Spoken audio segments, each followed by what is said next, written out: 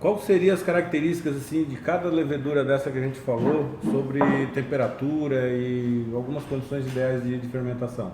Bom, isso é bem amplo, né? A gente tem aí leveduras que variam muito nas suas características, mas basicamente a gente pode dividir as leveduras em três grandes grupos. São as lagers, são as de baixa fermentação, as ales de um modo geral, né, que são de alta fermentação, e as ales belgas, que também são leveduras de alta fermentação, mas têm características um pouco diferentes de uma American Ale, por exemplo, né?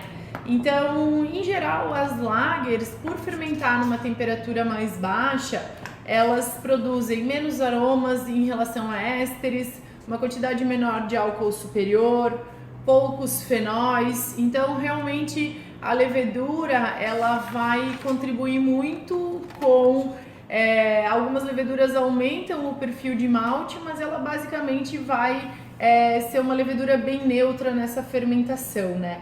Então não pode ter ésteres de banana, como acetato de isoamila, ela não pode ter essa pegada, né? Em geral, as maiorias das lagers, claro, não vamos falar de uma Baltic Porter ou de uma Doppelbock, que são lagers bem alcoólicas, né? Sempre lembrando que as lagers, elas podem ser desde as tradicionais American Light Lagers até cervejas com 8, 9, 10% de álcool, mesmo sendo cervejas de baixa fermentação, né? Mas em geral as lagers são leveduras mais neutras. As ales belgas já são totalmente ao contrário.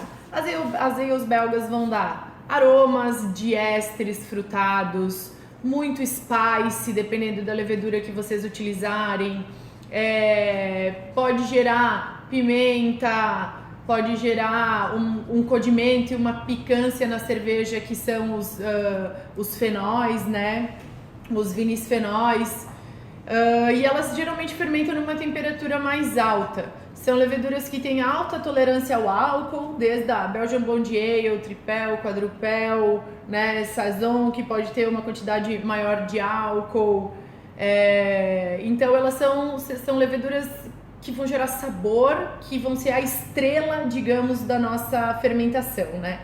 E aí a gente tem as ales tradicionais, que a gente pode pensar nas inglesas, nas americanas, nas German Ales, que é uma cepa que a Leftec trabalha, que pouca gente conhece porque não existia similar seco até pouco tempo atrás, né? Então elas têm as características de serem mais neutras nas cervejas, fermentar numa temperatura intermediária, mais alta que a lager, mas mais baixa que as ales belgas, né? E aí a gente consegue utilizar outras adjuntos ou outras especiarias na cerveja que vão gerar um sabor maior do que o da levedura, né?